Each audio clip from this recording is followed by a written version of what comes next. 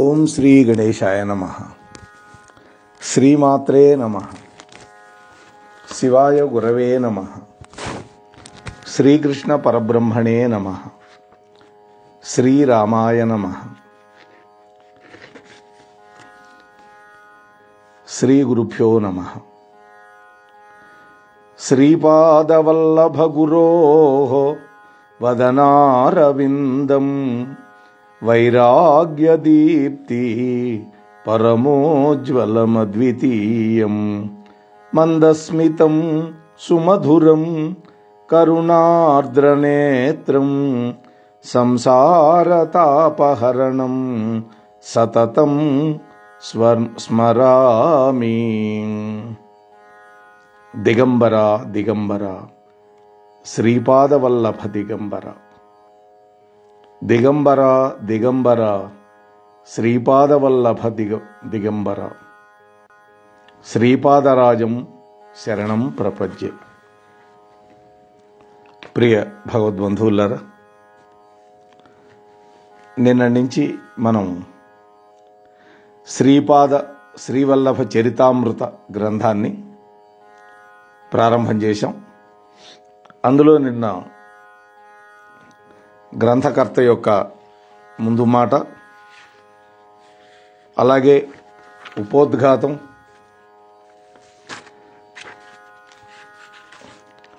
అలాగే రామస్వామి వారి పీఠిక, ఆ తరువాత శ్రీవల్లభ మహాసంస్థానం వారి యొక్క ముందు మాట చెప్పుకున్నాం. ఆ తర్వాత స్వామి వేణ్వానందగిరి వారి యొక్క తొలి పలుకులు కూడా పూర్తి చేసుకోగలిగాం నిన్నటి రోజున. ఈ రోజున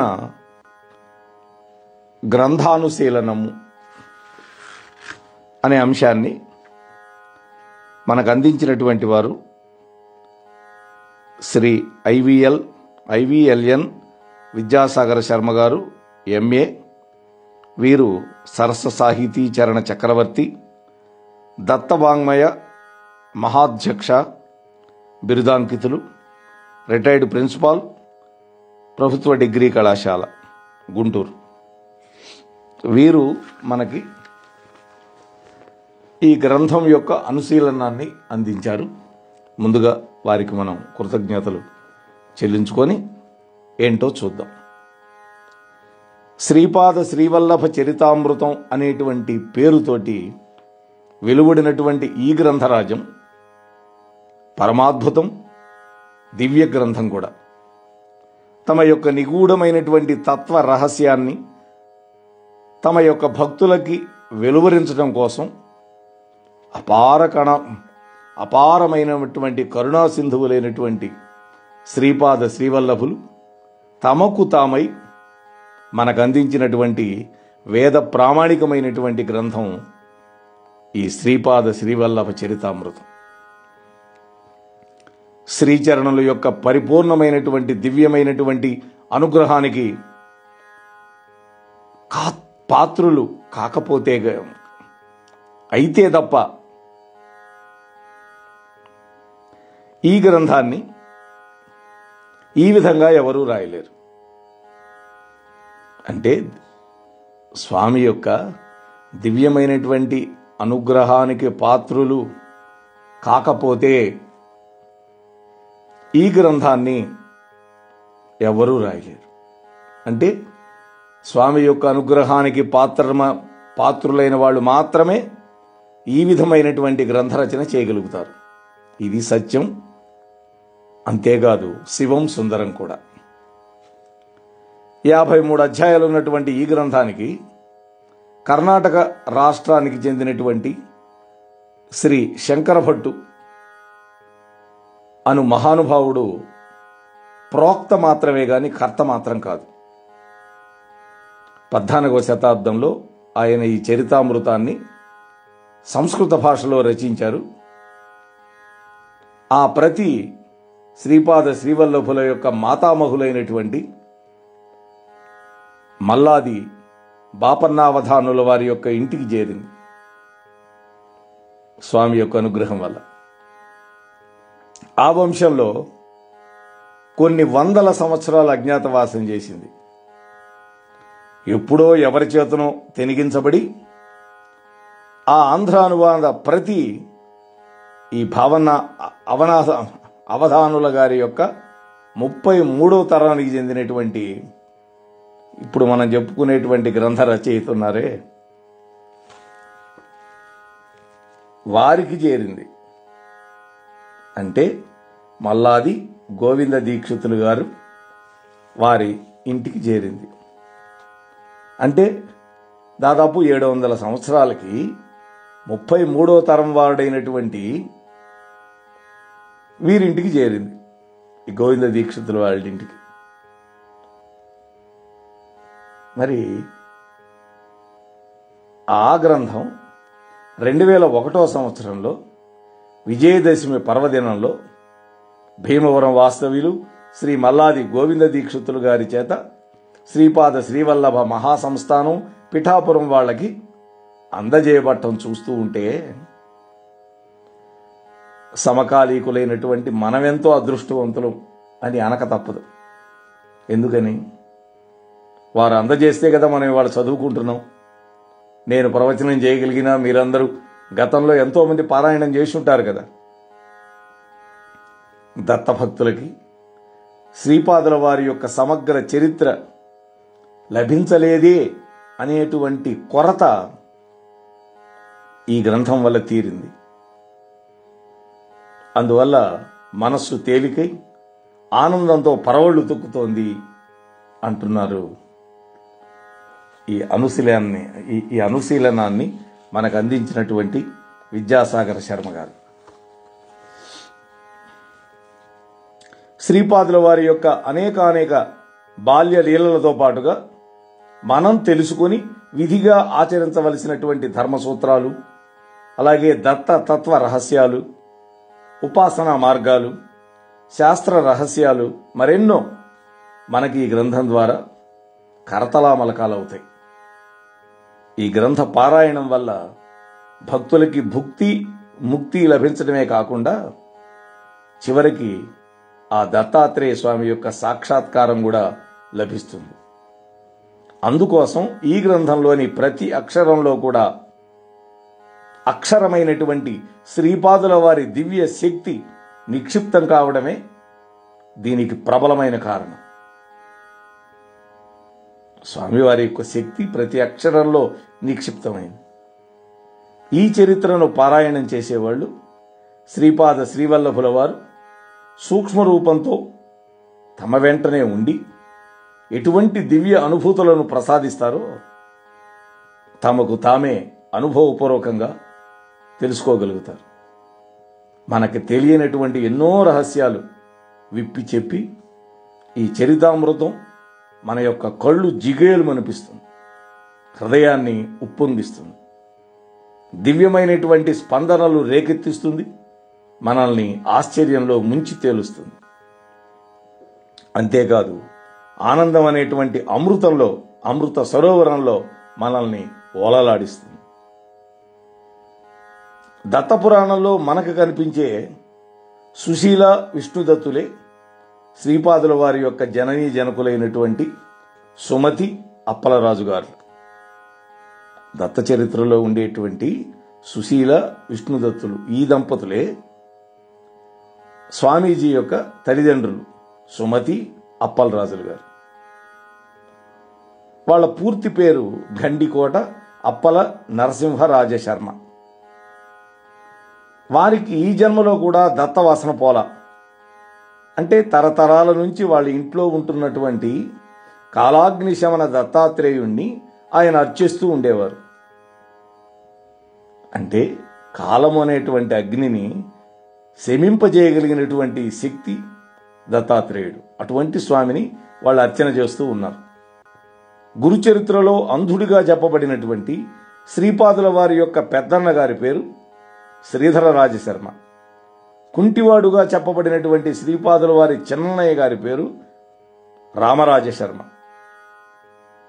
ఈ అప్పలరాజు దంపతులకి శ్రీపాదుల వారి తర్వాత 3 ఆడపిల్లలు పుట్టారు. శ్రీ విద్యాధరి, రాధా, సురేఖ, ఆ ముగ్గురు ఆడపిల్లల పేర్లు. గత జన్మలోని పాపాలన్నీ కూడా క్షీణిస్తే గాని ఎవ్వడికైనా శ్రీ దత్తప్రభు యొక్క దర్శనం అయ్యే అవకాశం లేదు. శ్రీ దత్తప్రభువుల యొక్క సంకల్పం వల్ల భవిష్యత్తు వర్తమానంగా మారచ్చు. ఆ మహాసంకల్ప స్వరూపం ఏదైతే ఉందో అదే దత్తాత్రేయులు వారు. వారే శ్రీపాద శ్రీవల్లభులు, మొదటి అవతారం. వారి యొక్క దివ్యమైనటువంటి కరుణ పొందడానికి ముందు మనలో ఉన్నటువంటి అహంకారం నశించిపోవాలి. అహంకారం నశించకపోతే స్వామి అనుగ్రహం దొరకదు. అప్పుడే వారి యొక్క శక్తి, వారి అనుగ్రహం, వారి యొక్క యథార్థమైన స్థితి మనకి అవగతమవుతుంది. అప్పటిదాకా భగవంతుడి యొక్క శక్తి గాని, భగవంతుడి యొక్క అనుగ్రహం గాని, అలాగే దత్తాత్రేయ ప్రభు యొక్క యథార్థమైన స్థితి గాని మనకు అవగతం కావు. ఈ సమస్తమైన సృష్టికి మూలమైనటువంటి తత్వం ఆయనే, అంటే ఆ దత్తుడే. 33 కోట్ల దేవతలు, సమస్త జీవులు, అనేక కోట్ల బ్రహ్మాండాలు ఆయనలోనే ఉన్నాయి. ఆ సర్వస్వము ఆయన వల్లనే చైతన్యవంతాలు అవుతున్నాయి. ఆయన అంశాల వల్లనే వివిధములైనటువంటి శక్తులు కూడా కలిగి ఉంటాయి. నదులన్నింటికీ సాగరమే కదా గతి. అంతే కదా, మనం చెప్పుకుంటాం కదా, నదీనాం సాగరం ప్రతిగచ్చతి అంటారు కదా.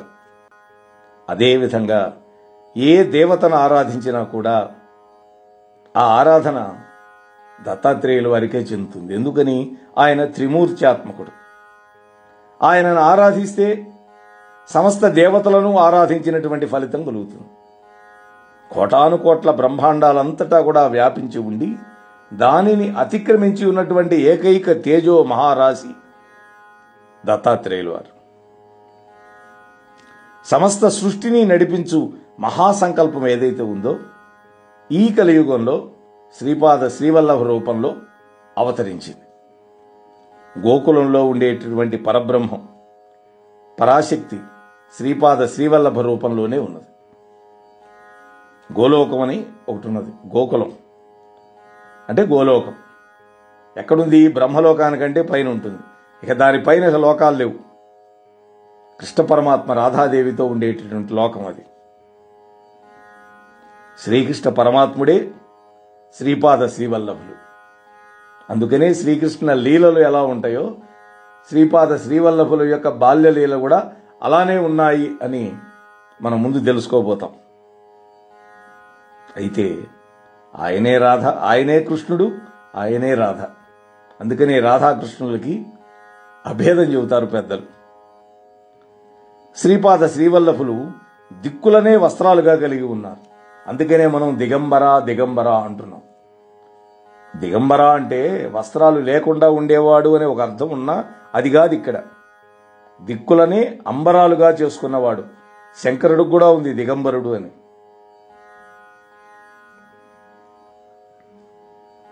అంటే అన్ని దిక్కుల యొక్క అనంతత్వం వరకు స్వామి వ్యాపించి ఉన్నాడు.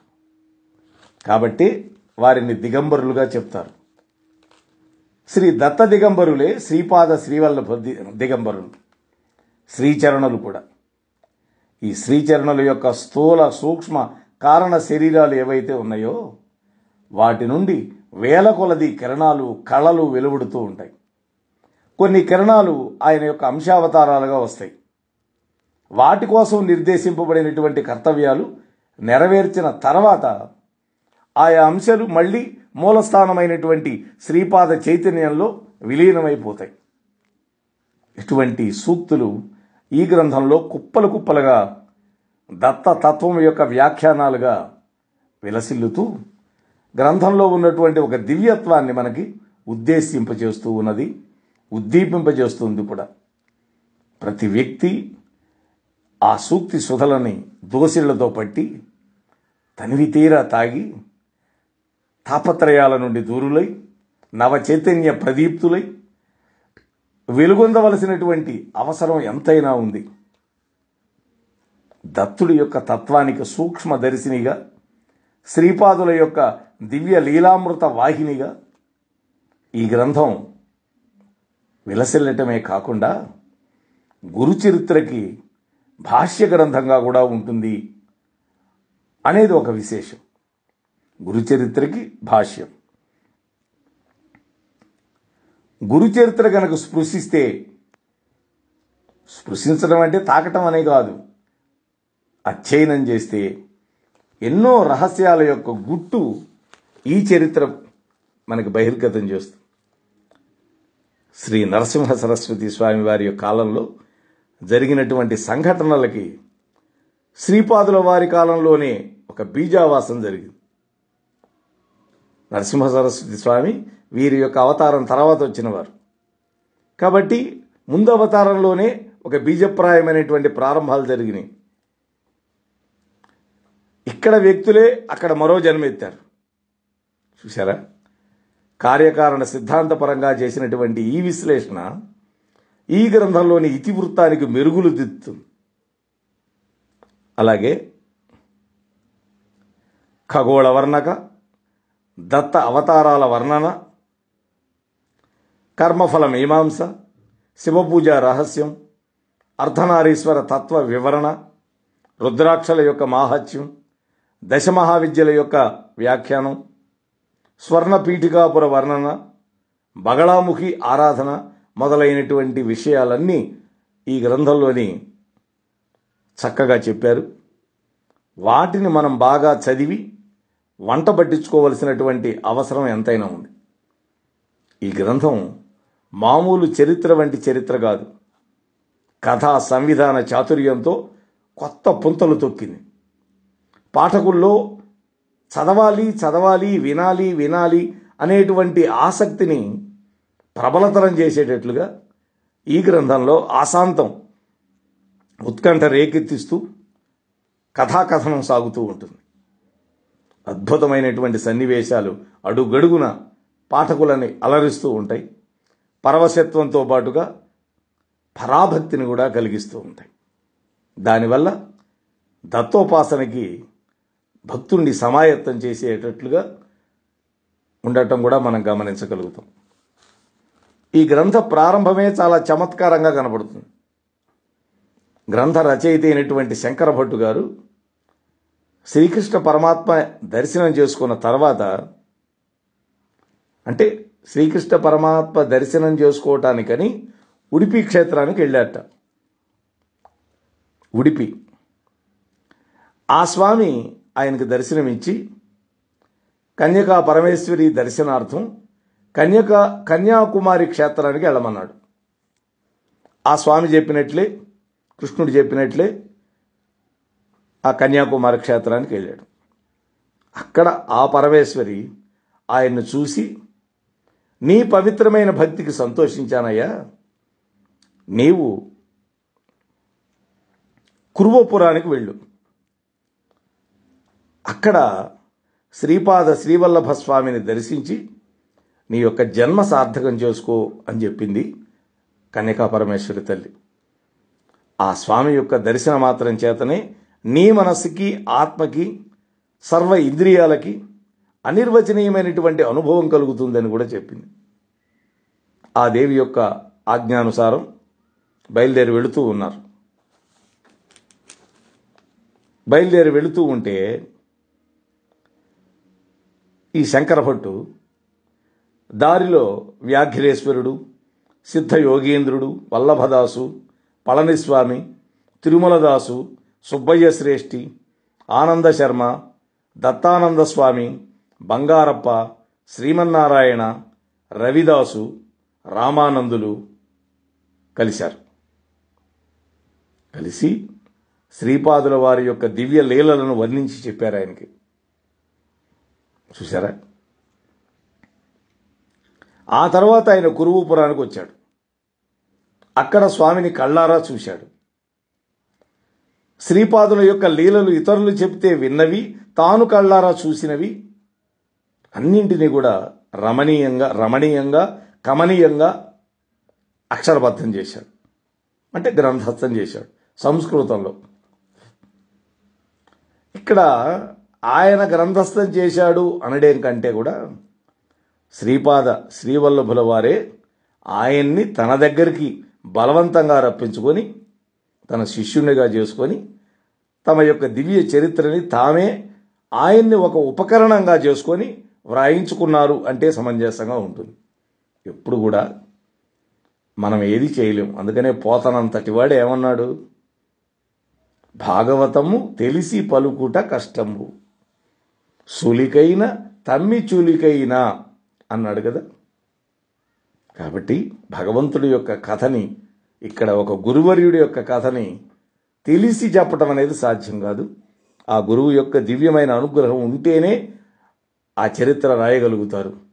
లేదు 10 మంది చేత వినేటట్టు అవకాశం కూడా కల్పిస్తాడు స్వామి. ఇది ఎక్కడ మోహనవాణి తెలుగు పోడ్కాస్ట్ ఛానల్ని లైక్, షేర్, సబ్స్క్రైబ్ చేయండి. ప్రక్కనున్న గంటను మ్రోగించండి.